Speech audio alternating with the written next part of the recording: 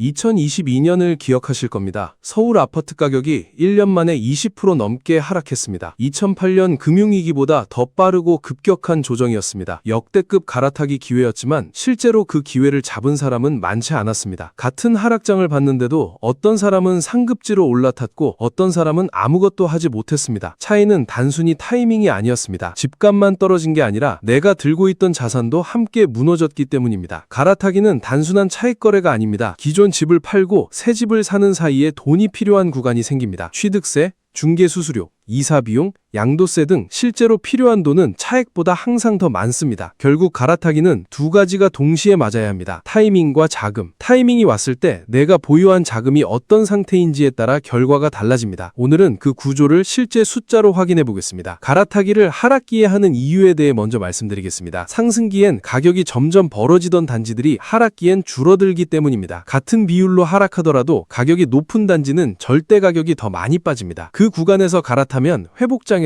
더 큰 수익을 얻을 수 있습니다. 그런데 하락기는 대부분 경기 둔화와 함께 옵니다. 한국 경기가 나빠지면 금융시장도 함께 흔들립니다. 갈아타기 기회가 올 때 자금이 가장 취약해지는 순간이 겹칩니다. 이게 핵심입니다. 아파트 한 채는 원화 자산입니다. 여기에 코스피에 투자했다면 어땠을까요? 아파트에 코스피를 더하면 전부 원화 자산입니다. 다른 투자처럼 보이지만 같은 방향으로 움직이는 자산 두 개를 가진 겁니다. 데이터로 확인해 보겠습니다. 2008년 금융위기, 아파트가 조정받았습니다. 갈아타기 기회였지만 같은 시기 코스피는 54% 빠졌습니다. 2022년도 같은 구조였습니다. 부동산이 조정받으면서 갈아타기 타이밍이 왔습니다. 그런데 코스피도 35% 하락했습니다. 손절하고 갈아타면 자금이 부족합니다. 수익 구간이라 해도 단기간 급락한 자산을 정리하고 갈아타는 것 또한 쉽지 않습니다. 그렇다고 회복을 기다리면 기회를 놓칩니다. 둘 다 좋지 않은 선택입니다. 코스피 투자 자체가 나쁘다는 게 아닙니다. 갈아타기 자금으로서는 위기 구간에 취약하다는 겁니다. 같은 기간 달러는 반대로 움직였습니다. 2008년 코스피 54% 하락, 원달러 환율은 900원대에서 1,500원대까지 치솟았습니다. 2022년 코스피 35% 하락, 원달러 환율은 1,150원에서 1,430원으로 약 24% 상승했습니다. 두 번 모두 같은 패턴이 반복됐습니다. 한국 경기가 흔들릴 때마다 코스피는 빠지고 환율은 올랐습니다. 왜 이런 구조가 만들어질까요? 한국이 위기일 때 외국 자본은 빠져나갑니다. 원화 가치가 떨어지고 달러 환율이 오릅니다. 이 구조는 앞으로도 반복될 가능성이 높습니다. 부동산 하락기에 달러가 방어막이 되는 이유입니다. 여기서 이렇게 생각하실 수도 있습니다. 그렇다면 달러 자산이 항상 유리하다는 말인가? 아닙니다. 코스피가 달러 자산보다 빠르게 오르는 구간도 있습니다. 실제로 최근 1년간 코스피 지수는 150% 이상 올랐습니다. 급격히 오른 자산은 조정을 받을 가능성이 높습니다. 물론 국내 증시가 구조적으로 상승하는 것일 수 있습니다. 장기적 투자 가치를 높게 본다면 일부 수익을 실현하고 달러 자산으로 분산하는 것도 방법입니다. 중요한 건 이겁니다. 갈아타기의 타이밍은 위기 구간입니다. 그 구간에서만큼은 달러가 방어막이 됩니다. 기회가 왔을 때 큰 손실 없이 사용할 수 있어야 합니다. 달러 자산의 종류는 다양합니다. S&P 500이나 나스닥 100 같은 미국 주식 지수나 개별 종목에도 투자할 수 있습니다. 환율에 대한 부담이나 개인 성향에 따라 시점과 비중은 달라질 수 있습니다. 다만 어느 정도의 비중을 달러 자산으로 분산해 두는 것이 필요하다는 이야기입니다. 어떤 상품이든 한국 위기 구간에 달러 환율이 오르는 구조는 동일하게 작동하기 때문입니다. 구체적인 숫자로 확인해 보겠습니다. 봉천동의 대단지 아파트 84제곱미터, 2021년 고점 기준 실거래가 약 11억, 2022년 말 7억 5천까지 내려왔습니다. 하락기, 갈아타기 타이밍입니다. 갈아타기를 위해 운용하던 자금을 5억으로 가정해 보겠습니다. 2021년 말 코스피 3,300, 2022년 말 2,150, 지수 기준 약 35% 하락, 5억이 3억 2천으로 줄었습니다. S&P 500 기준으로 보겠습니다. 2021년 말 지수 4,700, 2022년 말 3,600, 달러 기준으로는 약 23% 하락입니다. 그런데 환율이 달랐습니다. 같은 기간 원달러 환율은 1,150원에서 1,430원으로 약 24% 상승했습니다. 원화 기준으로는 손실이 거의 없었던 겁니다. 5억이 4억 8천 수준으로 사실상 그대로 살아있는 겁니다. 차이가 1억 6천입니다. 이 1억 6천 그냥 현금으로 쓰는 돈이 아닙니다. 부동산 매수의 종잣돈입니다. 현행 수도권 LTV 기준 50%, 자기 자본 1억 6천은 대출 1억 6천을 추가로 일으킬 수 있습니다. 갈아타기 가능한 아파트의 상한선이 3억 2천 올라갑니다. 같은 타이밍, 같은 5억의